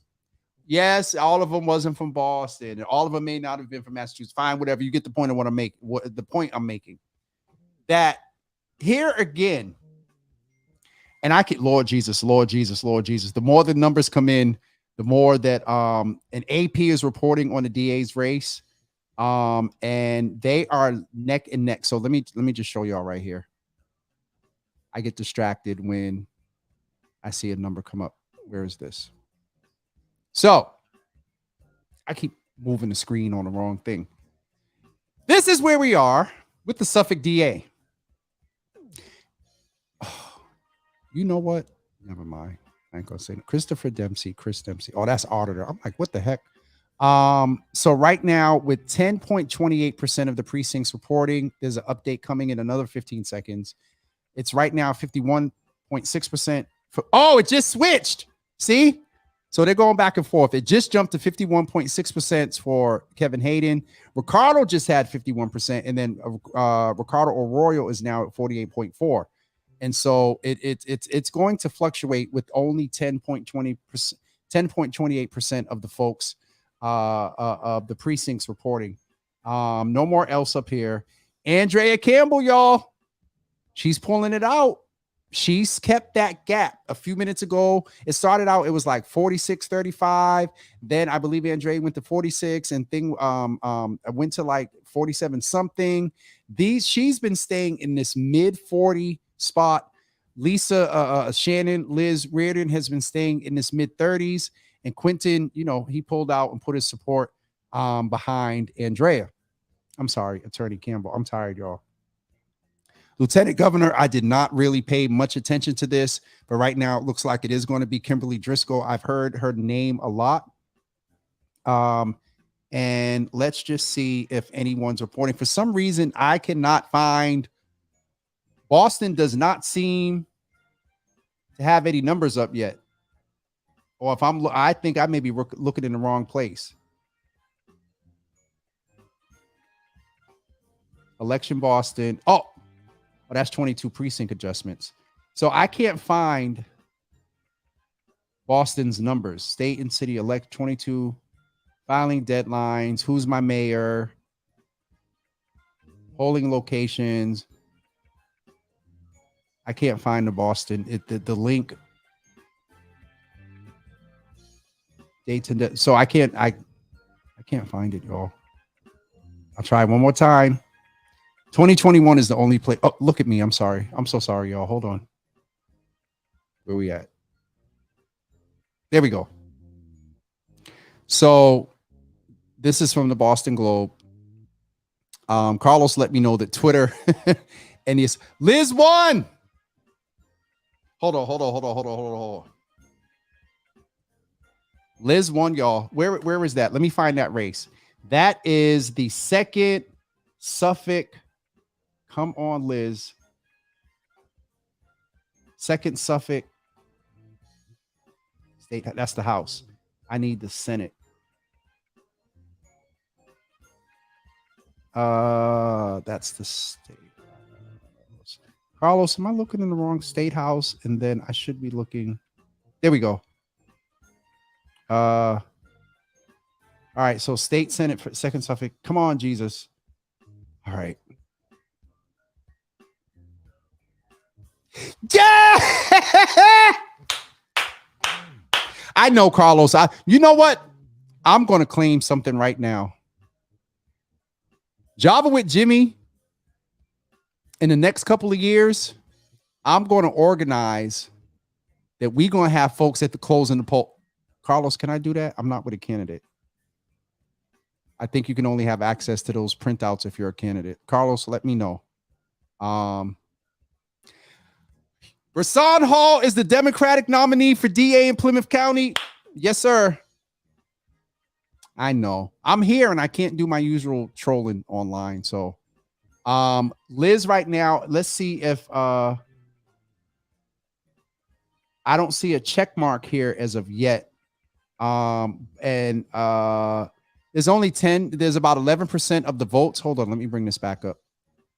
There's only, if you look right, can y'all see my mouse? No, sorry.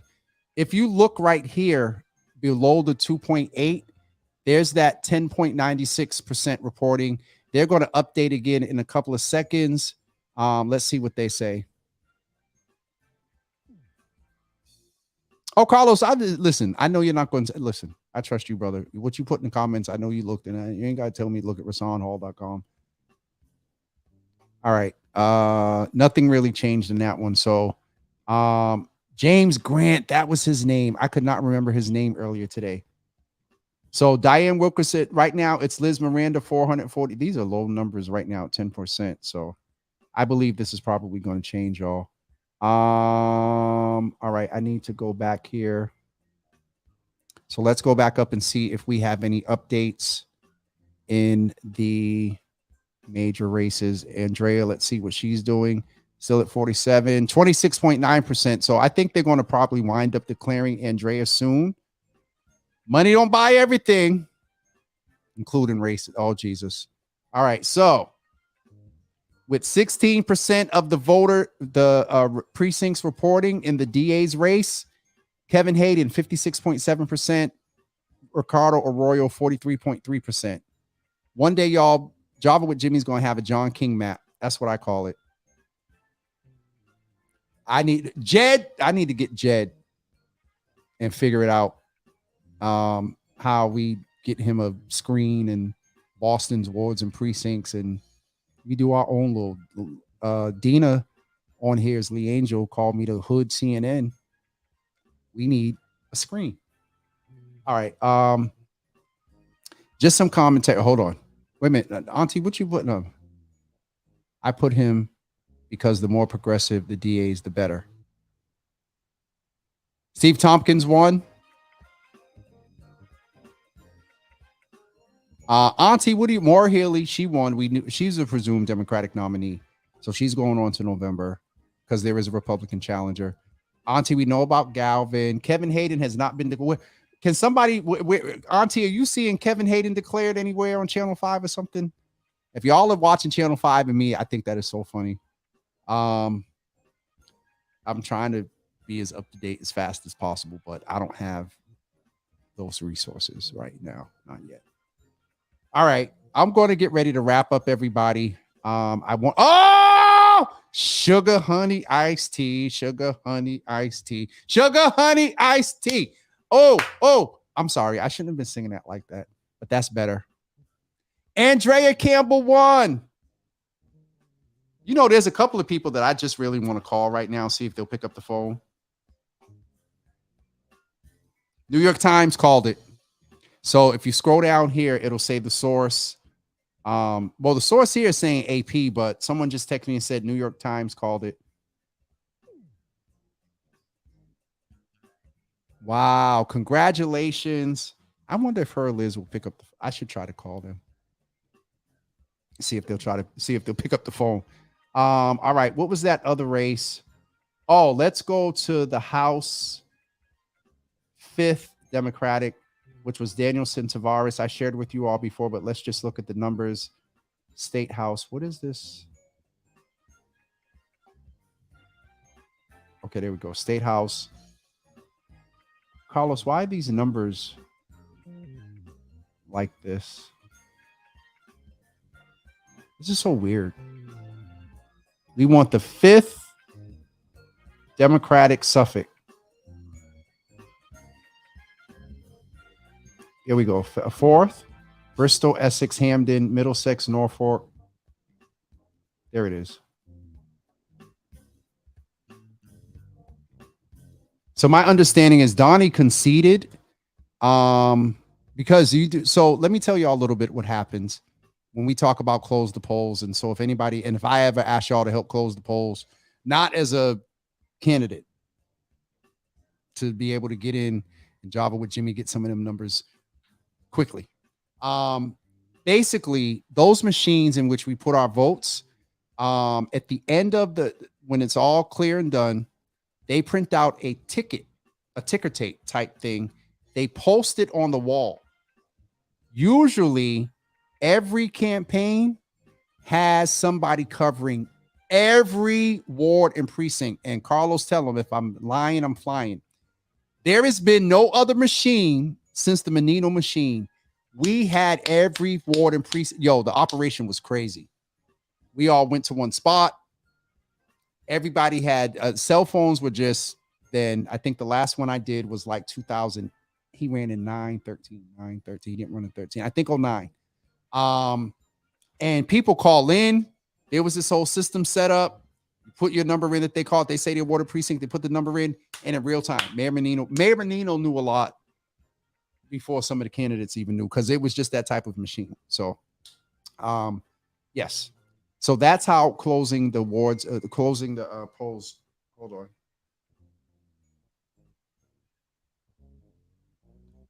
Somebody just texted me and said Hayden's camp is declaring victory, according to Dorchester News, but he's also known as a liar. I'm going to behave. Also, Paula's closed polls before, so she can attest. Thank you. So congratulations to Attorney Campbell, who is the next AG of Massachusetts. Love and support to my good friend and sister, Tanisha Sullivan. She will not stop fighting. She's still the president of the NAACP. And I think Galvin is going to be very, if he's smart. Well, no, she ain't going to go work for him. But he need to hire her as a consultant.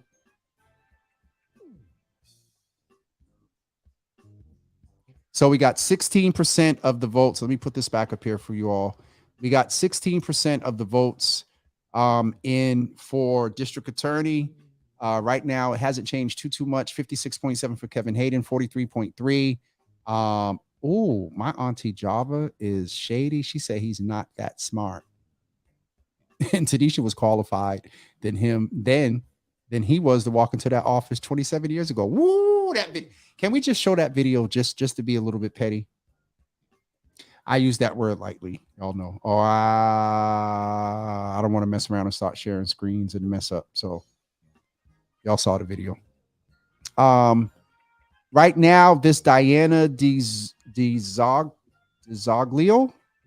looks like she is winning with 29.83% for state auditor. State treasurer, nobody's really looking at that. Lieutenant governor, Republican. We're definitely not looking at that. Kim Driscoll looks like she's going to pull it out with 29% of the precincts reporting. Still in that DA's race. They're going to update now. Nothing really changed. So 16% of the precincts reporting. My thing is,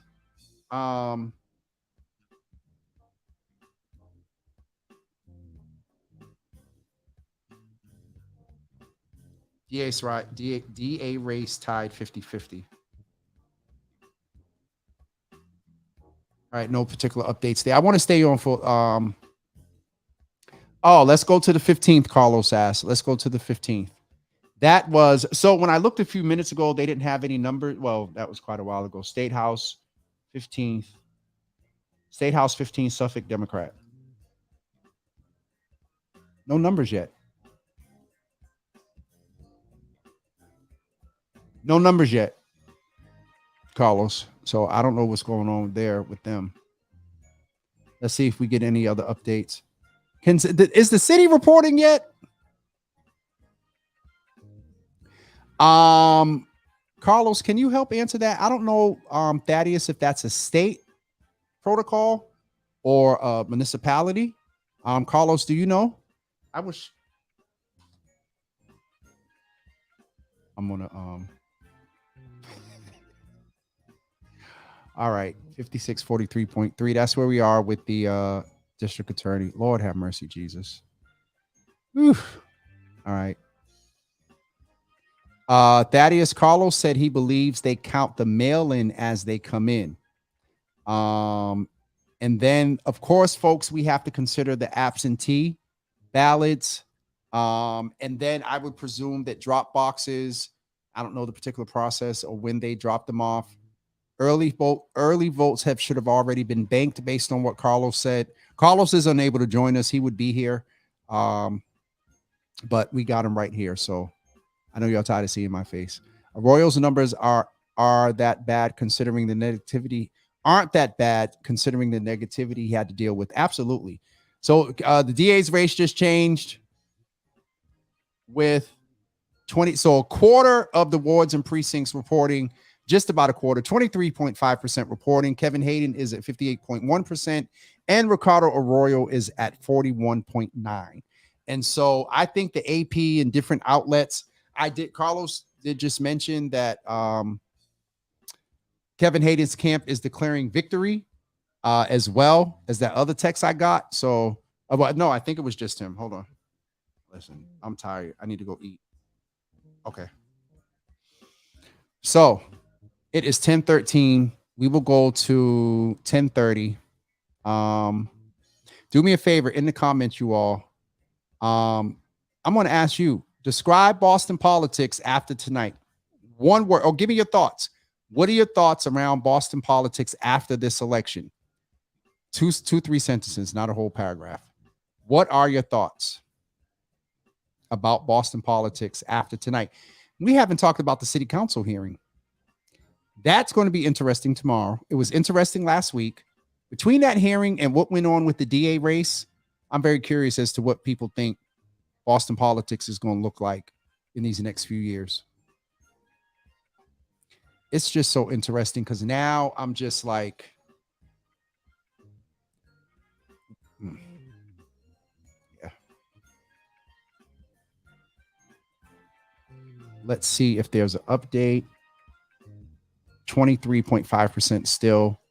I don't see anyone declaring. And the only races that were declared right now, what's his name? Deal.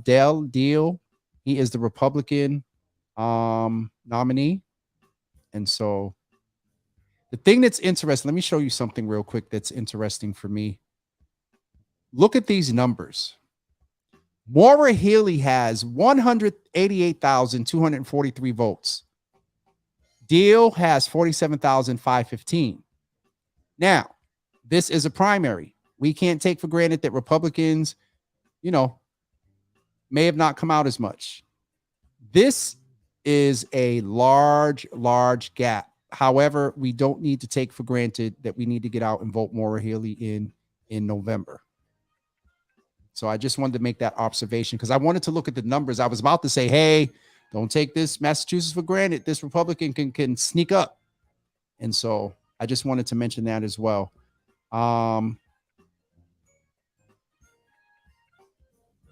So let's look at these numbers here. Andrea Campbell won with 100,178 votes, and Liz Reardon had about 76,000 votes. If I'm right, isn't that about a good close to a 23.5 to 25% lead? Am I right there, Carlos? Carlos is our guest via Facebook comments. He just mentioned, let me mention Sonia in gubernatorial. I'm sorry. So Sonia got 14% of the vote in the Democratic, and obviously Maura Healey that's 32,000 votes. I wonder what that would look like had she not dropped out. Presumably Maura had a statewide name. I don't remember how many terms, but she's been attorney general for a while. She has the closest one right now, I think, to a Menino machine. I would say Maura just because it's on the state level. Michelle probably is developing one, but it's municipal. It's local. Now, don't sleep. Michelle got reach in Massachusetts and also in some New England states and DC and whatnot. And so I think between Michelle and Maura, that's going to wind up being the next anything that can be held comparable to a Menino machine. And don't sleep. Menino had a statewide machine. His last couple of endorsements toward end of his term, toward before we lost him, didn't all go through. So, and neither did Marty Walsh's endorsements. Those didn't go through either. Michelle, listening all the way over from over the pond. Long way to go for real change. Yeah. Paula said she still voted. I'm only laughing at Auntie Paula because I know her. And it's after dark. Paula. Anyway, I'm gonna behave. Let's go and check these numbers again real quick.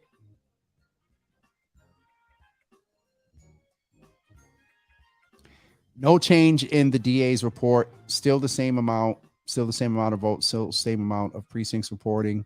In the lieutenant governor's race, there's about a 19,000 or so, close to 19,000 gap between Kim Driscoll and Eric Lesser.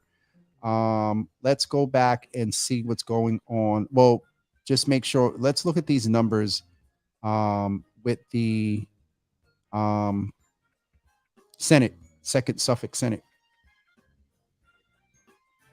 This is a little bit confusing, y'all. All right, here we go.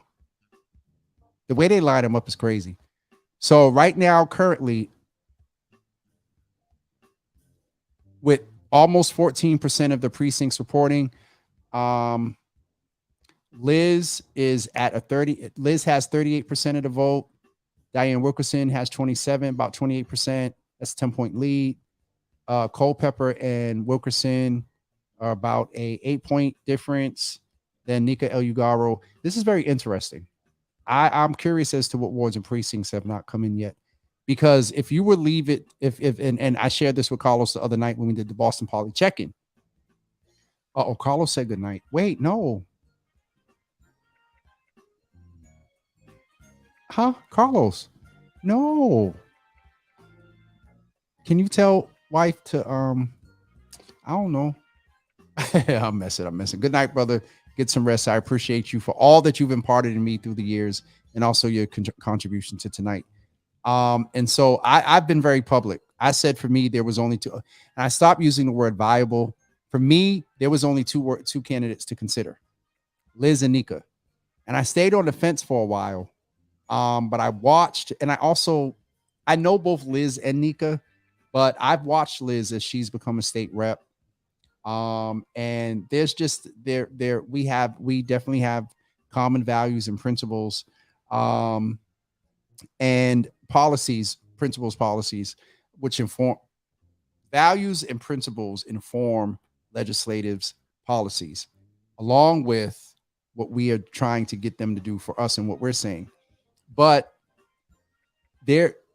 I would have voted for her because I prefer and I like it. I believe it's effective in how she approaches legislation, the relationship she's been able to garner. Right, wrong, indifferent. Boston Poly runs on relationships. It does. Almost everything in Boston runs on relationships. Almost everything runs on relationships. But I believe she has the relationships to continue to do what she's doing. Carlos really didn't come back in and say he was playing, so he must really be off now. Let's go and see if there's an update in the DA's race. And y'all got me for 10 more minutes because I need to go eat. I got a whole obituary to do tomorrow.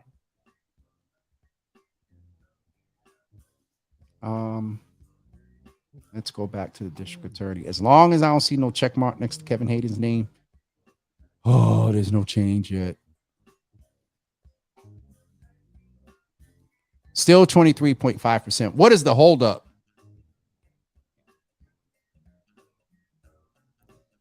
Thaddeus said, man, they only have a total of 2,000 votes in that race posted. Why does Boston take so? Michelle's the only one right now that can get a little bit of, what do you call it? Pass. She got all new people. But the election commission and the commissioners, like, I don't know. I ain't even going to try to, I don't know. Because the commissioners are there. Yeah, new administration. But I don't know.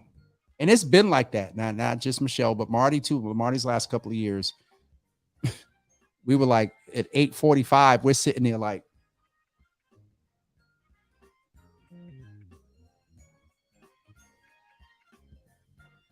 I hope that you mean getting Ricardo over. Lord Jesus, have mercy, God. I tell y'all, this is an emotional roller coaster week. This election, birthday is Thursday, funeral on Saturday. It's interesting. Auntie Java said politics, Uncle T. I wonder if they're holding. I know people are really being sure about that DA's race and numbers just because there's so much sensitivity around it and where we're going in criminal justice reform. Interesting. All right. I'm just looking back up at the comments to see if I missed anything major.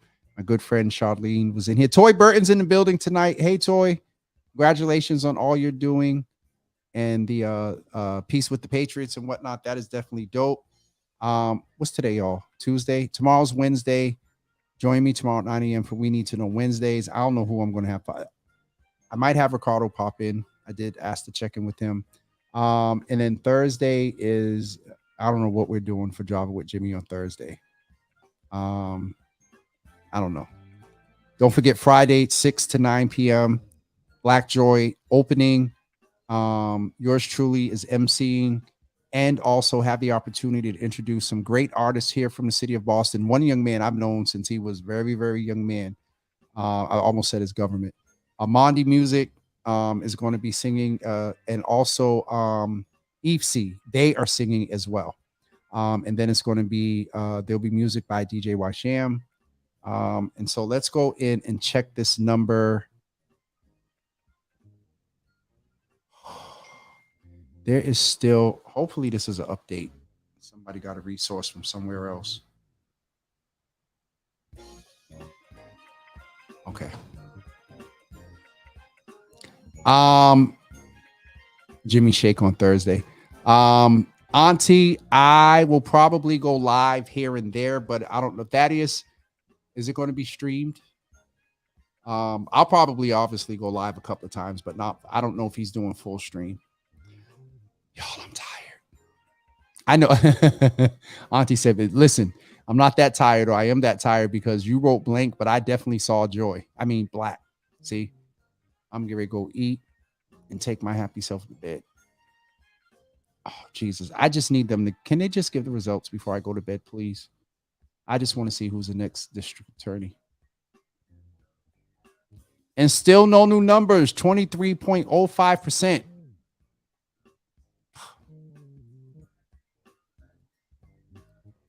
We don't even have access. Like, I have some folks in Boston who you know got access to some Boston numbers as they put them out or whatever. But Chelsea, Revere, and Winthrop is also a part of this. And so that's that, and I don't want, no disrespect to those other cities or towns, but Boston, we kind of set the bar.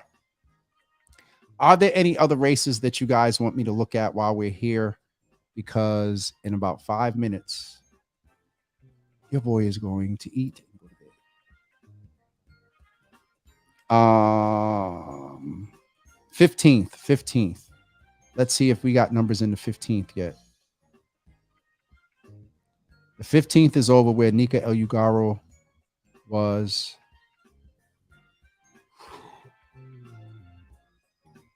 Oh, excuse me. Sorry.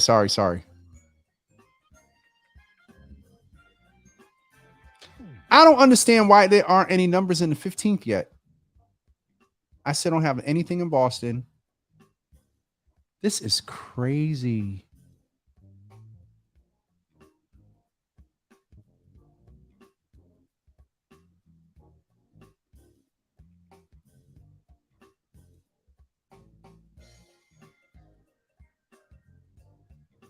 It goes back to 2005. Maura Healey just released her press statement. I don't know why we don't have the election results yet from the Boston side. Not sure, y'all. All right, folks, I'm going to get Damali fought hard for. She did. Paula, she did. We follow each other on Twitter, and she really, really did. Let me just get this back here.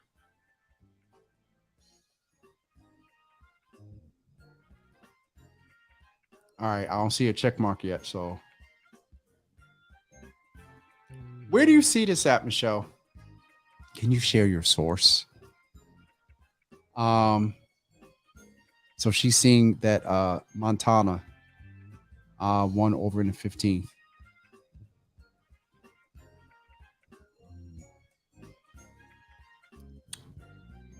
Just on the update of the lieutenant governor, there's currently about a 9 point, almost a 10 point, just short of a 10-point difference between Kimberly Driscoll and Eric Lesser, with only 35.44% of the precincts reporting. And still nothing for the DA's race. So I might come back, but she said Twitter. Hold on. Oof. All right, y'all, I'm getting off of here.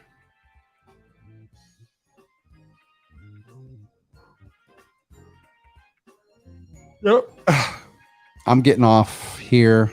Hopefully I'll be able to post All right, there's a change in the there's a change in the DA's race. I mean, it's Kevin Hayden. With now, it's went up to 33.96% of the precincts reporting. Kevin Hayden has 11,067 votes, and Ricardo Arroyo has 8,191 votes. I just got a little extra burst of energy seeing that. And so that's the latest update we have right now. They're probably not going to call that. And that may just be Boston. Ma, I am 51. Ma, I'm 51 years old. Do not tell me to go to bed. No, I'm messing. Presumably, those numbers that are in right now are probably Boston numbers. It takes a pretty big machine. And not saying that Ricardo doesn't have it, but for Ricardo to be able to close out a county polls, that's a lot. Not saying he hasn't done it and can't do it, but I'm presuming that most of those numbers, and I'm not also saying that the Globe gets their numbers from the poll closers, but if Ricardo had poll closers at every precinct and he knew what the numbers were, I bet you we'd have a better idea of where things are now. Same for Kevin. So I will say that the lead that Kevin had before, when it was at 25.3%, has decreased a little bit. It was 58.1 to like 43.3. Now it's 57.5. But Ricardo kind of went down to 42.5. And so that's an interesting dynamic there.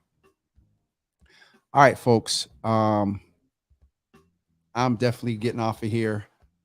And we will see you guys tomorrow at 9 a.m. Have a great evening.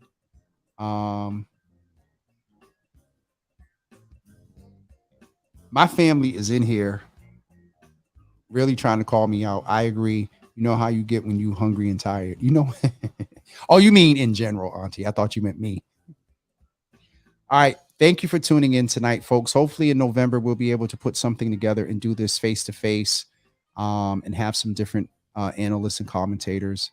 Again, shout out to Paris and also to Chip, who came in and gave their professional political analysis. So I appreciate both of them and everybody over. This was not a formal collaboration with GBH, but I just want to thank the folks over there that were a part of this, emails and stuff. So that's it. We will see you guys tomorrow morning at 9 a.m. Have a great evening, everybody. Remember, it's important to vote. It's important to vote. Good night, Auntie Paula. You have a good evening. I am going to eat and sleep, Miss Teresa. Love you too, Ma. All right. Y'all have a great evening, and we'll see you tomorrow morning